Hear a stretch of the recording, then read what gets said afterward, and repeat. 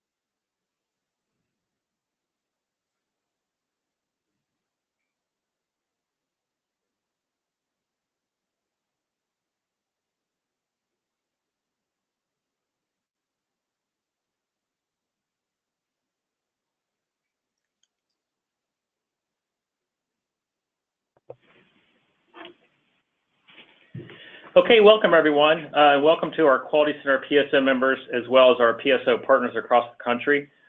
Thank you for joining part 1 of our 2-part webinar series that we're entitling Engineering Patient Safety Using Best Practices from High Reliability Organizations.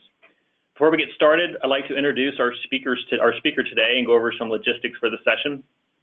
We're pleased to have presenting today Dr. Lucas Mazur from the University of North Carolina Health System. Lucas is the director of the UNC Healthcare's Division of Healthcare Engineering, which leads process improvement efforts across 160 UNC sites. He is an assistant professor in the UNC Chapel Hill School of Library and Information Science and in the UNC Chapel Hill Radiation Oncology Department in the UNC School of Medicine. Lucas is a co-author of a book entitled Engineering Patient Safety in Radiation Oncology, and he earned his BS, MS, and PhD in Industrial Engineering and Management Engineering from Montana State University. So before I hand over to Lucas, just a few logistics. All lines are currently muted and in listen-only mode.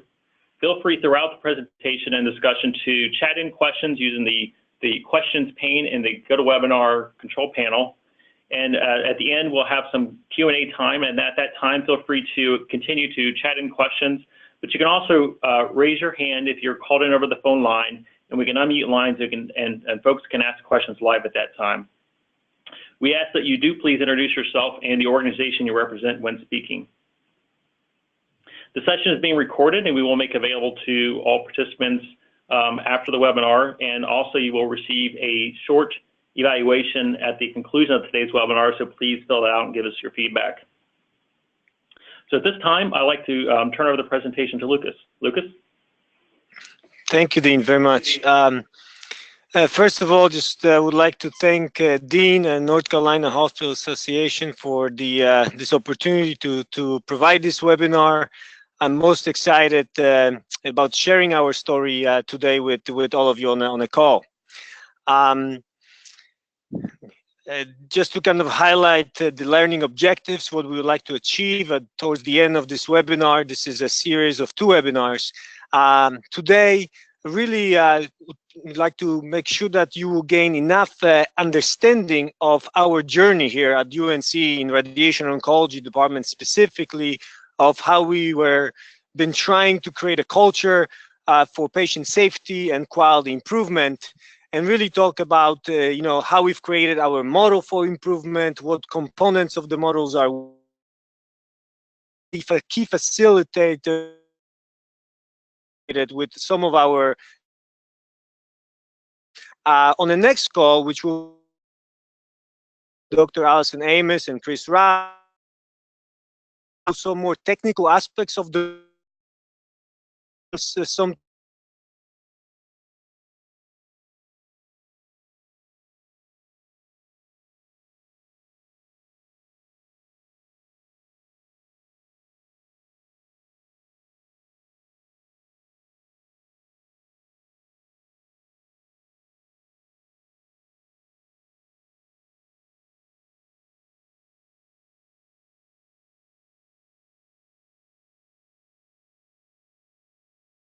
the radiation oncology at UNC.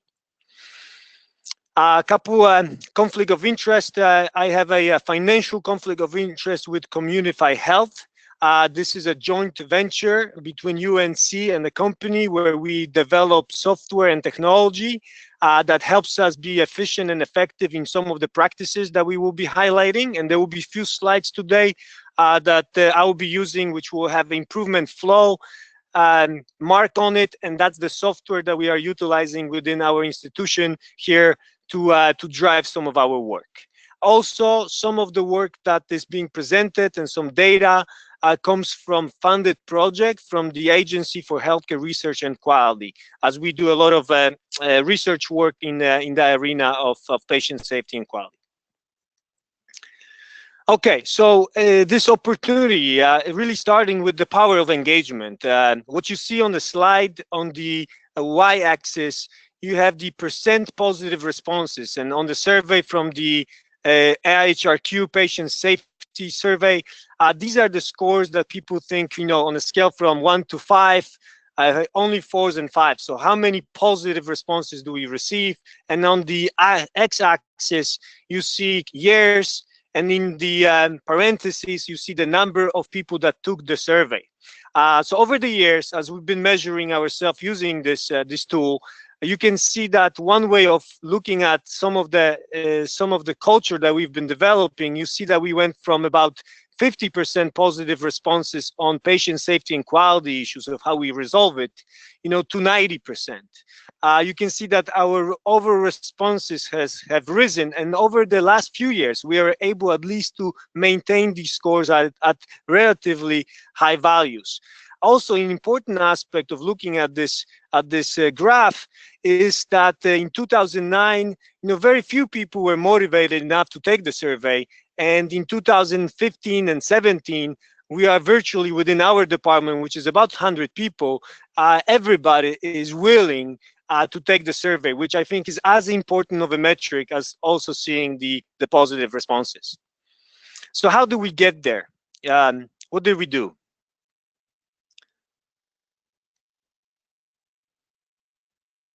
Trying to advance the slide, so I'm clicking on it, see if I can, okay. On too fast. Okay, so how do we get there? Well, few things kind of to highlight. We definitely position ourselves on the aspect of frontline engagement. We really thought that the power of culture of patient safety is going to lie with our people, and we wanted everybody trained on these concepts. We wanted to develop what we called A3 leaders. And this is really comes from lean thinking. We do utilize at UNC a lot of lean, and we like to think about some of our improvement projects going through that methodology, which is this one-page tool that we use. So training them and empowering them to do improvements. We definitely position ourselves to do reports. So we wanted people to feel psychologically safe to report any type of a defect, near miss or incident, and we call them good catches in general, to put kind of a very positive spin on this reporting, and definitely start initiating a lot of improvement projects.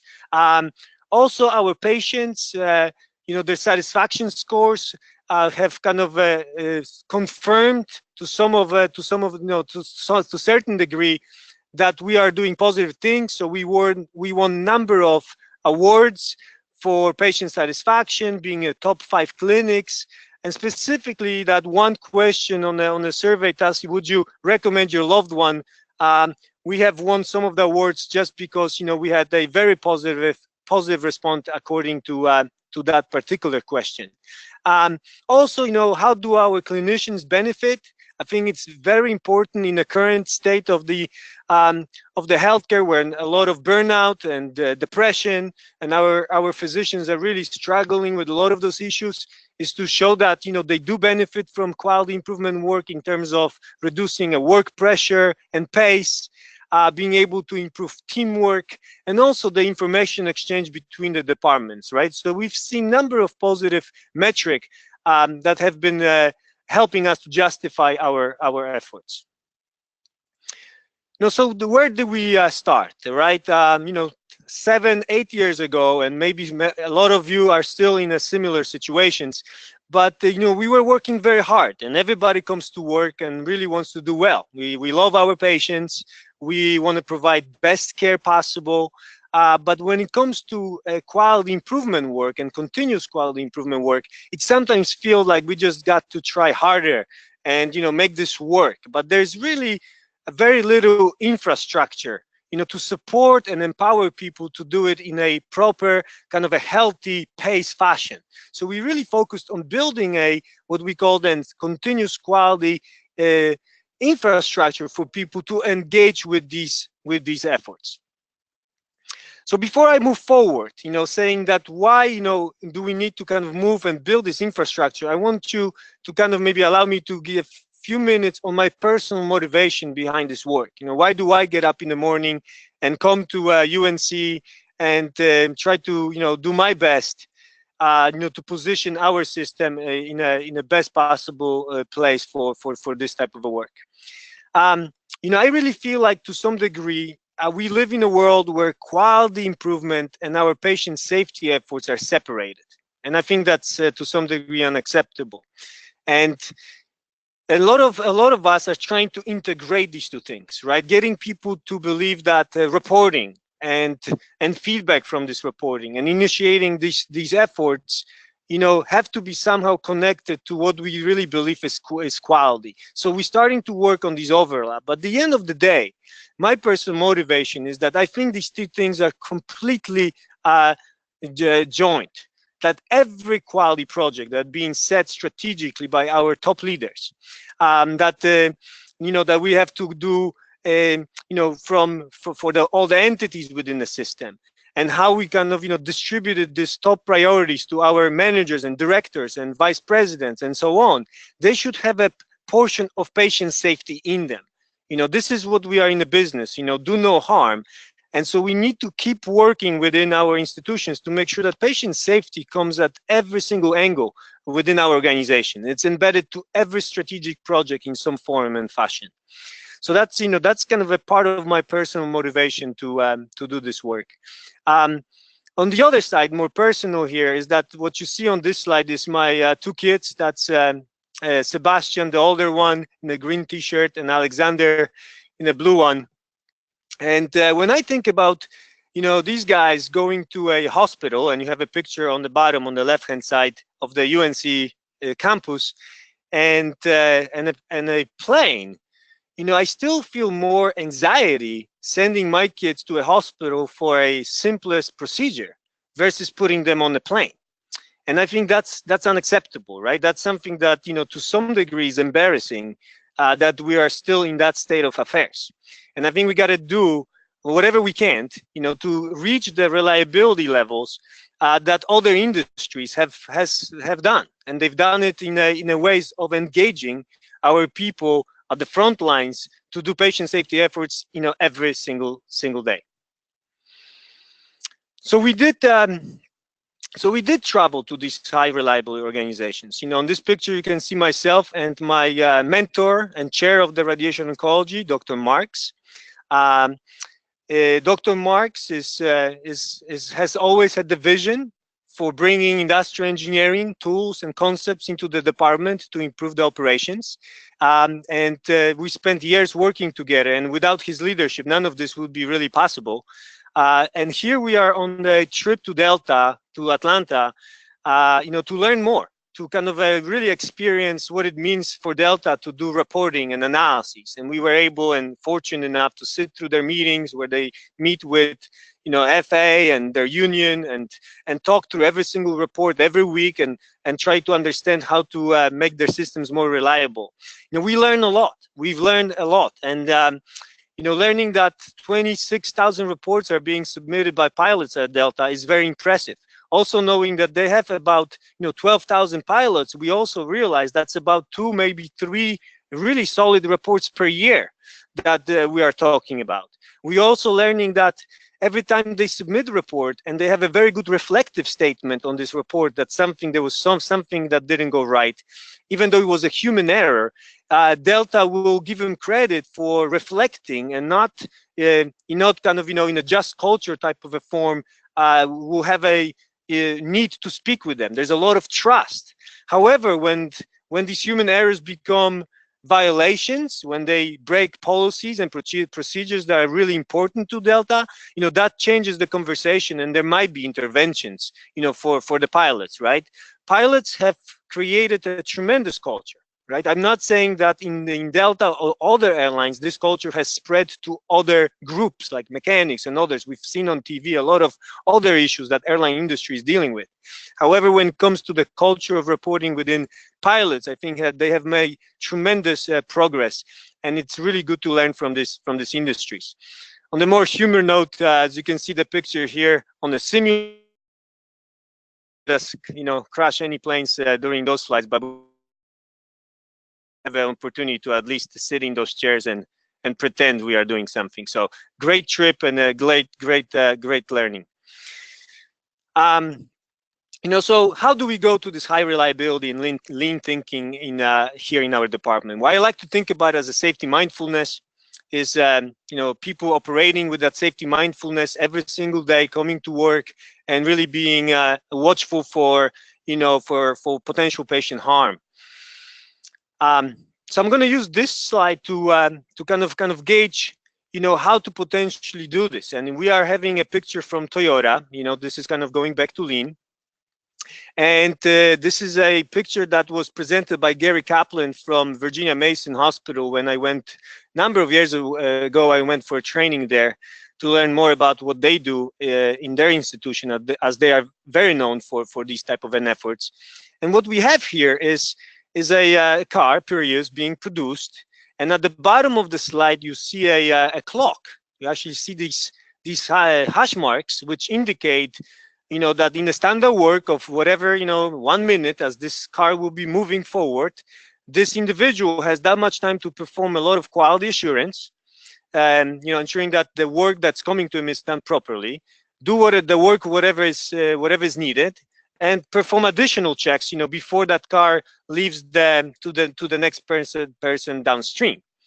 Also, what you see on the top of the slide is that this individual has an infrastructure built in a cable. And then when there is a defect that is being recognized, does not pass the quality assurance, we can pull that cord and slow down the line to potentially fix some of these things. Well, if we cannot fix and we don't want to send the defect to the next person, they pull it again and the line stops, right? So we definitely have an infrastructure to stop stop this production.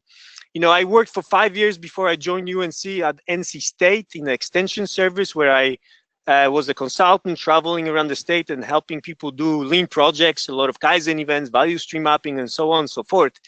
And a lot of colleagues of mine that worked in these plants previously, told me a tremendous amount of stories about really what happens in these settings. But it's very impressive that everybody is engaged and motivated to pull that cord. Everybody, right? They go through a very rigorous training, understanding why they would pull on this cord, even though it cost them about, back in the day, $13,000 per minute to stop the line, right? So it's a huge cost to the organization to pull that line and potentially, lose that money.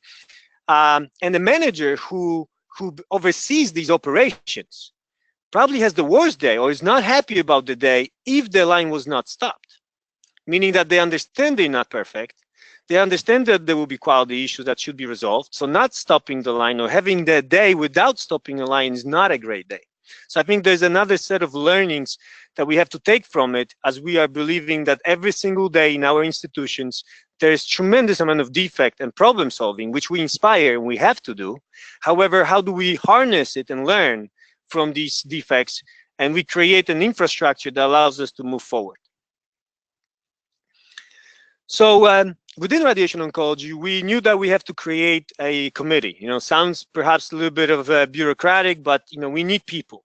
This has to be done with support. And as I'm able to tell you this great story, behind this great story, there's so many people to recognize. I'm just fortunate to have this opportunity to share it today.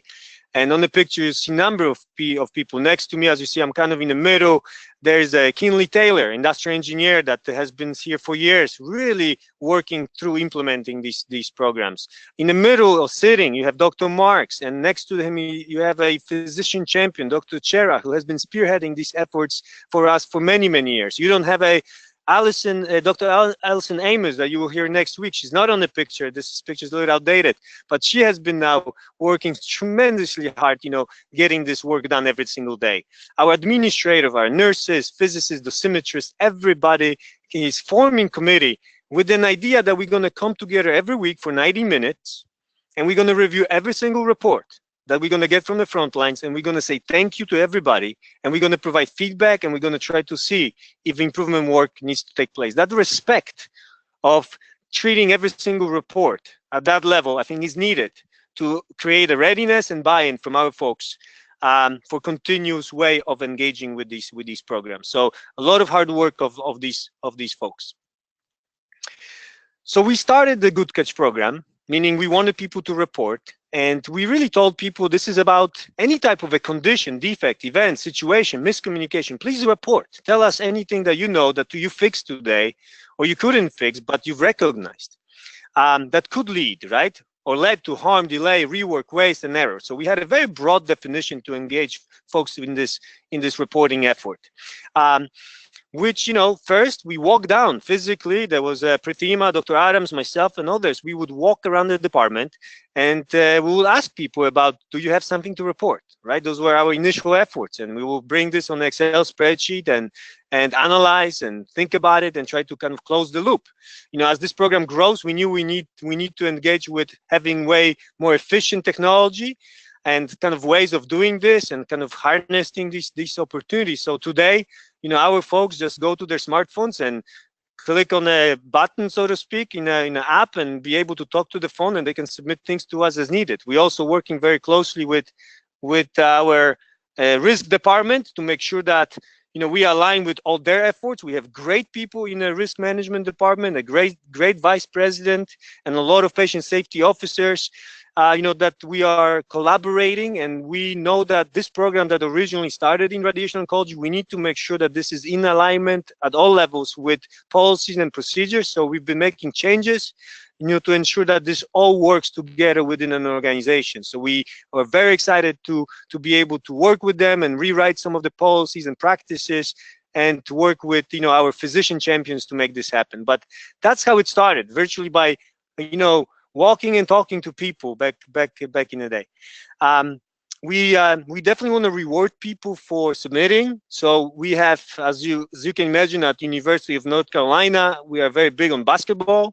So you can see on this picture a basketball, and we ask people to sign it when we recognize these good catches to be, to be of very big importance. Dr. Marks and Dr. Chera would recognize, and we'll have this signature. We also have some rewards in terms of like Starbucks gift cards, anything we can really do to say thank you to our folks.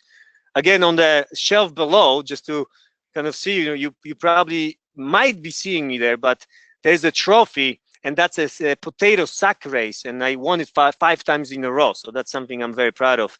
Unfortunately, after a while, the younger and younger physicists in our residents are getting very fit, and I'm not able to keep up anymore. But I will continue to see if I can still compete. So total monthly good catches from 2014 to 2018. I see we have a healthy trend within the department of about, as I mentioned, 100 people, reporting on average, from 26, going all the way to 47 and 35. And a lot of people ask me, well, if you're solving problems within the department, shouldn't you see a decline in these reporting of good catches? And that's not true. Because our system is constantly changing. We are implementing new machines. We have new policies and practices. New physicians are joining our group. There's changes is constant, and really what you're seeing is that we are resolving issues, and some of the good catches that previously would appear are no longer appearing because we are able to address that issue. However, what we inspire is for people to constantly report on new things that are constantly influencing our system, right? So this is a very healthy way of looking at it in terms of getting people to report at different levels. What do we do with these reports more technically? And again, this will be covered on the next webinar in more detail. We like to think about that we have a kind of on the horizontal way. We map our processes, and this is just stages. What you see in kind of those blue, there's about 160 steps behind this this figure here, and these steps have been categorized in terms of doing the work and checking the work. So we have a very specific language we use from safety, from barriers management that we learned from gas and oil industry, and we like to kind of classify our controls, or maybe you think about them as a quality assurance steps, in terms of how reliable they are, right? So we have a very specific definitions, and when we get a good catch, it trips somewhere. So the first icon here, you'll see that something trips in a very specific phase of our process, and we catch it, right? So we catch them at different places, right? The sooner the better. But if we don't, and then we know that the system has been designed and has variety of these safeguards, barriers, or controls in general. So if you see some of those graphs that kind of have more symbols on the line, it means that we had a control, earlier, but that didn't work. It crossed it, right? So creating this type of analysis allows us to understand the reliability of the current design of our system, right? Allows us to better gauge how our quality assurance step, management program that we have in place is working, right? Helps us understand threats and human errors. We are doing contributing factor analysis when something is crossed. We have to say what contributed that this time on this good catch, something did not work as we would like it, as what it was intended. So the tremendous amount of learning can go into this analysis of these incidents, right, that we're trying to do. We also, utilize, as I mentioned, 8-3 thinking. So again, this is a screenshot from improvement flow that Chris and Allison will speak a little bit more next detail. But we would like to know that we manage our knowledge of improvement work. So again, this is a template where we just want to ask folks to document, what was the project reason for action, what's the current state, future state, what's the metric, how are you measuring success on this project? And because, to some degree, this could be on a piece of paper, this could be an Excel spreadsheet, this could live in a SharePoint somewhere on a PowerPoint, we realize to truly manage that knowledge, we will need an infrastructure to be able to store this in a place where we can easily access and do some analytics and so on and so forth. So this allows us to be much more efficient and effective with understanding, how we do improvement work. So we definitely kind of inspire to this type of a thinking within our institution. So how it all comes together, right? So I've presented a number, but what's that model of improvement that we really are utilizing? So definitely it comes down to understanding your care path or processes, workflows, mapping them out and applying, very specific language of what we would call barriers management. Number two, making sure that you have a culture where people report and you perform very specific analyses on these reports. So you are doing human factors analysis, like human factors analysis in a classification system. Some of you might be familiar. So if this is for contributing factor analysis of why we are failing. We are also having this idea about barrier management that I've introduced briefly today. We'll go, in the webinar number 2, have more specifics. And we also then turn in this model into the improvement work, right? We got to move and spearhead improvement moving forward. So this is really at the high level, kind of represents the pieces of the, of our puzzle, so to speak, of how do we try to, initiate this work within our department and how we do inspire to move forward. What type of projects, right? Any projects really. We, from strategic big projects to small. So this picture represents an example of standardization of the workstation, right? Uncluttering it and making sure that the information is displayed cleanly under the glass, kind of on a table, where if we need to make changes to telephone numbers and others, we can replace it and place it back, but makes it easier for our providers to look up specific information, not waste time, so on and so forth. So this could be an individual project of someone that is engaged, to do this type of a work. Taking care of any type of a contributing factor. So if we're finding in our analysis that interruptions are a problem, and in this case, what you see here is that our radiation therapist working on machine, which work where you need to pay attention to patients rotating every 15 minutes. On the table, you got to and deliver the radiation. The patients would arrive on time. Is the machine on time, right? So receptionist would call. There was a lot of interruptions. You can see a lot of interruptions in 2010 when this project, to reduce it.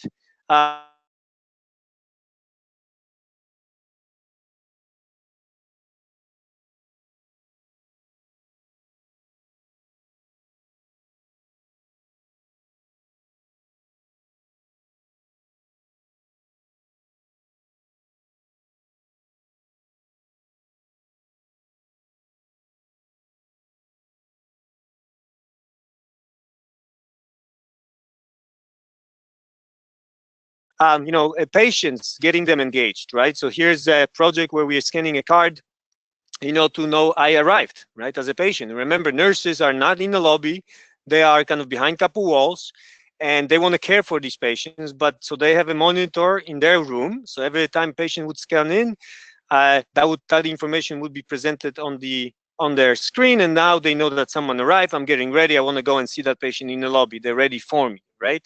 So this is another way of thinking about, how this improvement work could take place. Lots of people want to do projects. One of the way of thinking about it is how do you support them, because they do come to work, they want to do their job as best as they can, but they do enjoy, if they're being supported, given time and proper training, they do enjoy getting in these initiatives done, right? It's rewarding knowing that I did something to improve the system. Smaller projects, right? If you had a defect and someone almost collided in the hallway and there's a mirror, well, can we talk to facilities and, within a reasonable time, show people that we do care, and we install this mirror just so we can see better. Every month, at the end of the month, we kind of give this monthly quality assurance meeting, and you have a picture of Dr. Chera there, and it's full. We actually had to extend this to 2 rooms and broadcast this. And Dr. Chera, who's a tremendous champion within our department of spearheading our committee and doing this work, without him, really, we wouldn't be able to, I think, make a lot of progress. As you know, physician engagement is critical, and he gives the State of the Union, so to speak, at the end of the month about what we have accomplished. He talks about good catches that were reported, and he summarized them beautifully, reminding people about, how our system is not working. And those are very powerful stories that he reminds people of. He also talks about the improvement work that kind of, is initiated from these reports. We talk about, awards. We recognize people in that meeting about, that engagement. So every month he stands in front of the entire department and does tremendous job during that meeting. We also have a culture where Dr. Mark's been promoting that in our reviews for patients that are going to go about to start the treatment, in a room. Everybody is empowered to question one more time at the end when we review the plan to make sure that we are happy and we are okay with it, right? And anybody could speak out, from a resident to the therapist to a physician, when we are in front of each other. So building that culture within our department was critical to ensure that that's who we are. Going on safety rounds, right? So in this picture you have Dr. Marks and Robert. Robert Adams is a senior member, has been in the department for over 35 years, and I cannot say enough good words about Robert and his support over the years. He's been educator for therapy and dosimetry students here, and a huge supporter of this initiative, and part of our team, and really a mentor to me as well over the years. And really going and talking to people about what are the issues, what can we do for you. Hundreds of improvement projects just came out from just going on a safety round and talking to people about what can we do better. In addition, this idea about when a physician, comes and interacts with our dosimetrist, with physics department, how do we make sure that dosimetry folks are, able and willing to question some of the plans, right? Encouraging them to speak up. Do you really want to do this? This doesn't seem right to me. That safety mindfulness of seeing at the moment that something doesn't seem right. How do you empower people to do this, right? How do you allow them to say, I'm not just going to assume that this is right. I've never seen a plan like this. Maybe it's correct, fine, but I'm better ask again, right? So making sure that this conversation during the timeouts and during, conduction of some of the checklists that we have, do happen. And I'm really proud of some of our work in a lab. We have a kind of human factors laboratory when we do a lot of work on simulation-based training during kind of the human-computer interaction. We've been doing a lot of progress, allowing people to come to the lab, kind of make mistakes, so to speak, and then be able to debrief and talk to them about the importance of safety mindfulness, right? Why it's easy to make a human error. What does it mean to make a human error? And how to really think about it and how to reflect about, these type of performances. Why is it happening to us? So we do a lot of simulation-based training in the laboratory, designing this where just like pilots go to the simulator and test for some of those really unexpected cases, we would like to think that our folks can come to the lab and work on different cases, and we can kind of show them and say what they did well and what maybe they didn't do well, and kind of that soft part of safety mindfulness, not just the technical work, but how do you communicate, how do you document, how do you think about it, I think is very critical moving forward. So I'm going to kind of end on this slide here, and then we will kind of move to Q&As. But just highlighting that we did the presentation I gave today. If you're interested in learning more, there's a book that we wrote with Dr. Marks and Dr. Chera and Robert Adams called Engineering Patient Safety in Radiation Oncology. I would really strongly also recommend, if you do have work, we work with an expert from oil and gas industry that we are currently running some collaboratives with a couple of organizations around the country about learning more. But it's human factors in various management. It's a tremendous piece of work that explains how other industry thinks about their design of the systems. So we've been learning from that. And there's variety of journal papers and conference papers that we've wrote on these topics. So I'm happy to share any of my work and my colleagues' work on this work. So thank you so much for listening. I hope you enjoyed the presentation, and I'll be happy to take any questions at this moment. Great, thanks, Lucas. That was wonderful. So just kind of circle back and what we shared at the beginning of the presentation, that chat in questions. You should all have the questions pane that's right under the audio tab in the GoToWebinar control panel. You can chat in questions there. If you're one of the brave souls and you're dialed in, you can raise your hand. We can unmute your line, and you can ask your question live. So we'll just kind of pause for a second to allow folks to kind of, think about the questions, kind of get those typed in.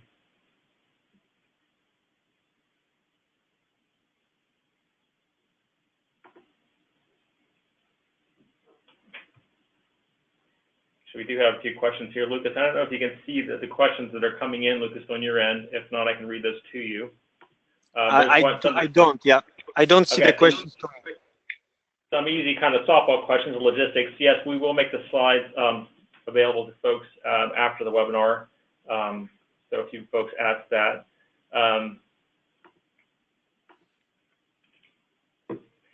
Well, we have a question that came in. Lucas says, do you use a specific method or tool to prioritize your projects?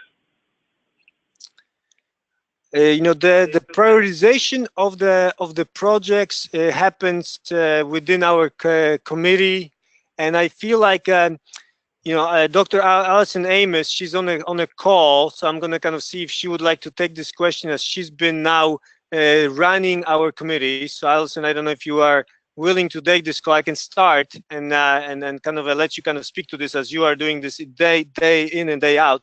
But mostly it is prioritization what happens with the severity of the incident that kind of happens. We are finding out that there's a high urgency for patient safety of something something was reported and it really needs to be fixed tomorrow. We definitely need to take the priority on this type of actions that there's a threat for patient safety, and it would be not acceptable, to moving forward.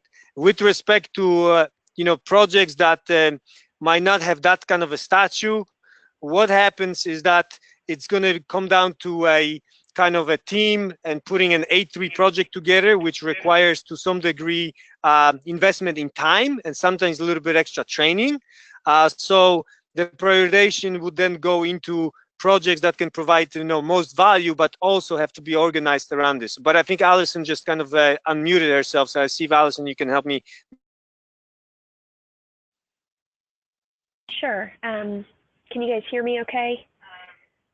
Yeah. Okay, so I'll just add a couple things to what Lucas said. I agree with kind of how he set the stage. We do try to do it kind of based on priority, on need. Our local committee really serves to help bring some of that in, prioritize, and then we look at things like what is the projected outcome that we see? Are we going to get some immediate value from this? Do we see any trends in our reporting or in kind of anecdotally what folks are feeling from different teams, different staff? That multidisciplinary committee really serves as an excellent place to bring some of those things. We have our data, we have our incident learning system, but we also know kind of that day to day, we see each other, we talk about things, we know we're having problems that maybe don't come in through that, but really contribute to the overall picture. And a lot of it also is about who has bandwidth and who's excited about it. So we may know we need to do a project and there may be a mechanism for that, as Lucas said, but we're also really interested in supporting people who are interested in doing it, who identify a need, and maybe just need a little bit of support either from that committee or that team or from me as a coach. To help get that done. And we really like to see that, and we certainly want to encourage that. And maybe it's not the top priority from a leadership perspective, but it really, you're going to get a lot of mileage from supporting and developing that person or that small group. So we try to take those things into account as well. So it really can come from a lot of different ways, and some of them are formal and some of them are more informal. But what you gain throughout those kind of informal interactions is you're really growing and building people who then can take those skills, that experience, and then kind of become, change agents within their own team, their own area. They can kind of become mini coaches. Lucas alluded to maybe they need a little extra training.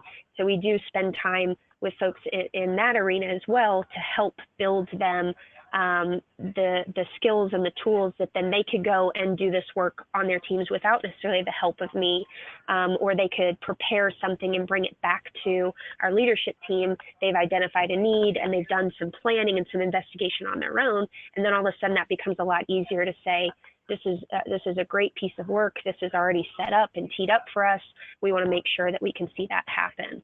And if you can touch on a couple of different areas across the spectrum, you really can gain a lot of momentum and make a lot of progress overall, even if you haven't identified, as part of goal setting or as part of an immediate need, the need to do a project specifically. You're actually getting a lot of mileage over time, and if you kind of take a look at all those different avenues that they could come in.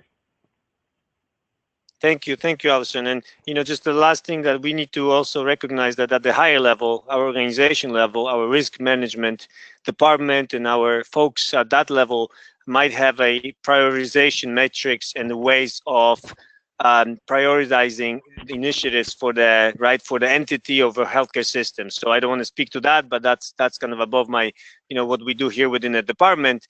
But of course, we need to take into account that all these reports eventually kind of are integrated into the risk management, and they set the priorities for the system. I know our vice president for risk is really a very strategic thinker, Stephanie, and she has a great team to be able to kind of start these type of initiatives as well. Great. Lucas, a few more questions have come in. I believe you're going to touch more on this on the webinar next week, but someone asked about the app that's used for submitting errors. Can you just quickly touch on that? Yeah, so what we, this will be definitely presented on the next webinar in about a week.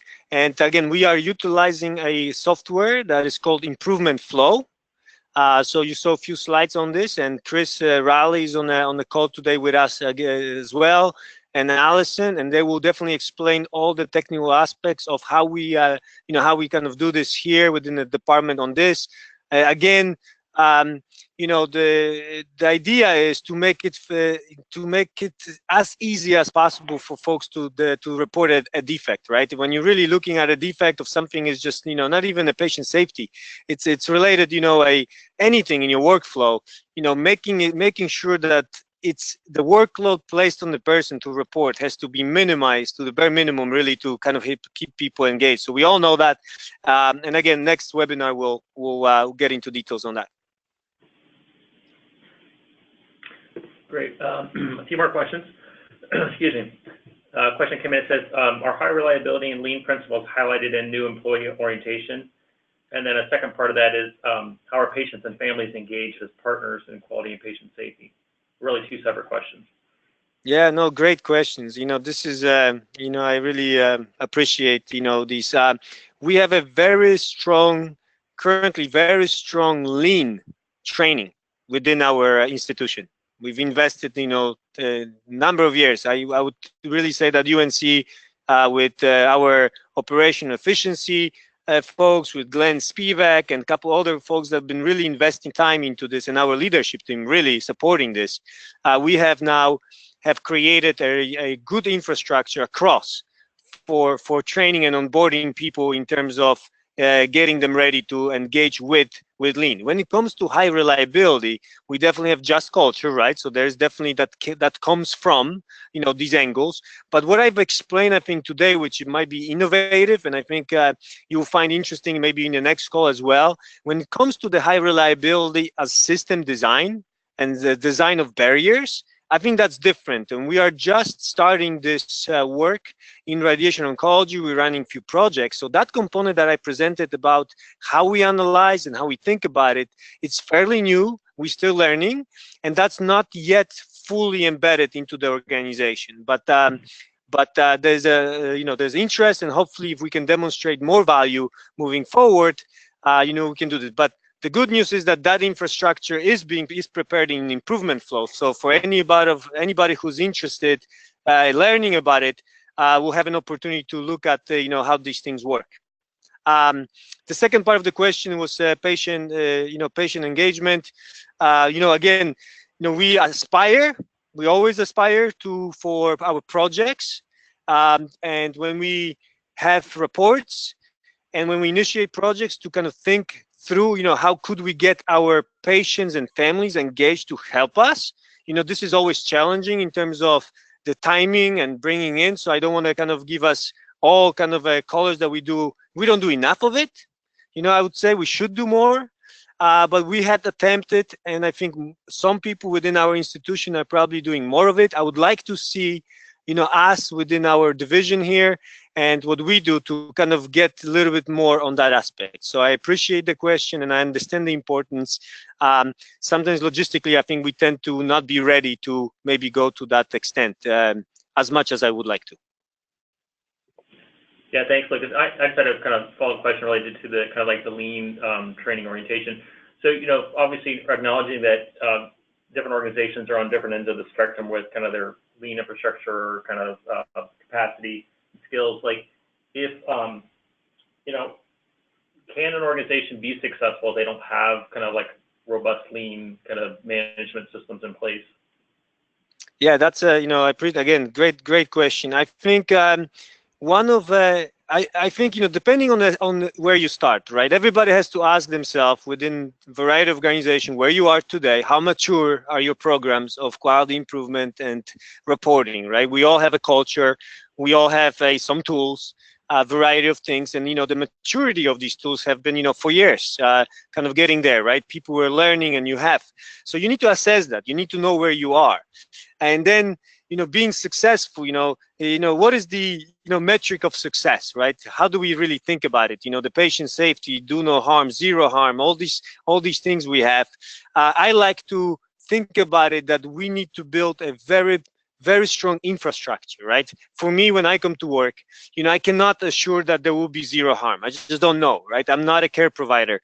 I'm kind of on the spectrum when I want to set up the infrastructure. So on my end, the measure of success is have I built the infrastructure for people to make sure that they get engaged? Can I change their hearts and minds? Actually, that's kind of our vision statement, for our division. Like, we come to work, our 15 people that work with me in the division, great folks, all great coaches.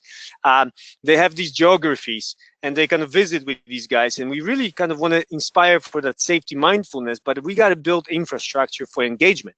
So the way I think about the success, if high reliability organizations have built these infrastructures, right? We have the lean with the reporting, and with that picture I showed you with pulling that line. I mean, we are responsible of building a system that allows people to engage. And I think that's why I'm also very proud that, the second series of the webinar, building tools and infrastructures for the industry that can help you guys succeed. Making it easier for managing these components. So measure of success is to some degree tricky. How we think about it. But yes, I'm a very positive person. I wouldn't be giving this webinar today if I didn't believe we can do better in healthcare. As I mentioned, I'm very motivated, and I would like to see change in the next 10, 20 years. I want to see that we truly have many success stories in our healthcare settings that we can think about, that we do a lot of lean and we do a lot of high reliability. Okay. Thanks, Lucas. Still got a few more questions, and that's great because we're still a few minutes till we're up to the top of the hour. So just encourage folks, if you heard something or if you have a question, that you can still chat those in. But another question that's come in is, how do you encourage people to self-report their own errors? Thank you. Another great question. So I'm going to kind of go back to the Delta story because we've learned a lot from there, and I would like to kind of tell you that self-reporting of the pilots is critical. We've learned that out of the 26,000 reports being submitted by pilots at Delta a year, 90% are self-reporting. And Delta, having all the sophisticated technology, would not know about these reports if the pilot would not engage in reporting. And the learning that's being generated from those reports is critical for Delta to ensure safety, right? So, how come? It has been a struggle in that industry as well. We know that by regulations, they have some incentives for their pilots. When you report, you are being protected. We don't have that full protection in healthcare. So we know there's a difference for some of our physicians and other groups that we don't have the same regulatory kind of a protection at that level for doing the self-reporting. So I do want to recognize that. But I also want to kind of, mention about this reflective piece, that part of the report is not just a report of what has happened, and admitting, maybe I had a human error and I believe certain things contributed to it, but also saying that I'm reflecting on it and I know what I did wrong. And, that's end of the story. It was part of us when we sat through the meetings, what Delta was clearly understanding that they read the report, they look at each other, Delta, FA, Union, and say, no, this guy's got it. He admitted, he wrote, this was my brain fart today, and I don't know why I did it, but I made a mistake. And yeah, you got it. He reflected that, he understood what caused him this. And Delta says, fine, this pilot's got it. He's really reflecting, right? So I really feel we need to understand, that we do need to respect people. We need to kind of understand. We need to provide them with the feedback. We need to kind of make sense. And to some degree, we are not there in healthcare, right? We are not in a place where the self-reporting of what we did wrong is being kind of, I think, empowered and engaged at the levels we could. So great question. Again. Great. We have one more question in the queue, and it's the question is, so when you have serious harm events that occur, do you guys have a process, or how do you support employees when a serious harm event occurs? Right. So the current process within University of North Carolina. So this is where we really closely work with our risk management. We definitely have a procedure when there is a event, a near miss that is really significant and harm. We do report this to our risk management immediately. And then there are policies and procedures within risk management that they follow. So we definitely want to rely on their expertise and how they conduct. So usually there would be a root cause analysis that would follow, facilitated in-depth learning. There will be reports to the regulatory organizations as needed. And we would then sit down with that individual, and we definitely would like to support. This is a very difficult situation for most of them, right? It's a second victim. It's as much, I would like to recognize that, of course, there's a harm to our patient. We need to recognize that at the same time, a provider who this happens, is a second victim in this, and they also struggle. This is not easy to go home and understand, it happened to my patient. I carry that burden. So first of all, we need to recognize, we need to support these folks, right? And help them in these situations, of course, initiating the necessary improvement actions for the systems, hopefully, but, and really recognize that that's what needs to happen in the first place. Finally, what I would like to say is that if this action was an exceptional error, right? Someone did it without thinking. I mean, there got to be consequences too, right? I'm not saying that it's all about just kind of one way, but if someone has committed the same error over and over, and we've talked to them and we had good conversations, I mean, at some point, we need to let some people go if they're not willing to do the policy and procedures in the same way that we believe is highly reliable. Great, and Lucas, we're kind of a few minutes left, so no more questions. So if okay with you, I'm going to kind of just wrap things up. Sure. So, well, that was our question slide. But anyway, I just wanted to, we've been promoting this a lot for, the North Carolina PSO members, but this is open really to anyone, these upcoming events who are on the line to our partners in other states, PSO partners. Obviously, part 2 of this webinar series, and we already have about 140 plus registered. So, please plan to attend the second session, which is next week. You should have those links that were part of the original invite. And then finally, these just cultures, which is a nice tie into what we've been talking about today, as Lucas was talking about safety, mindfulness, and the culture that we set up to encourage reporting and encourage people to really kind of focus and want to come to work and improve quality and safety. So we're pleased to be able to partner with Outcome Ingenuity to bring this Just Culture certification course to North Carolina. It's often held across the country, but also internationally. And so we're pleased to be able to have them come to North Carolina. So if you're kind of in our region or you're out of state and willing to travel, please join us. It's not too late to register. Information's on the slide. We do able to provide some discounts for our NCQC or Quality Center PSO members. But just want to encourage folks to take advantage of that because there's still spots available. And we feel strongly that just culture is a key element to your safety efforts in your organizations. So with that, Lucas, before we wrap things up and disconnect, any kind of final comments? Dean would like to again thank you very much for arranging and working with me to put this together. I appreciate all your efforts on arranging this. So thank you. And of course, again, thank to North Carolina Hospital Association for hosting. Thank you. Great. Well, thanks everyone again. We appreciate you joining, and please tune in next week for the second part of this webinar series. Again, we'll send out, you'll get a short eval, and we'll send out the slides shortly after the end of today's session. So thank you, and this ends our session, and you may now disconnect. Take care.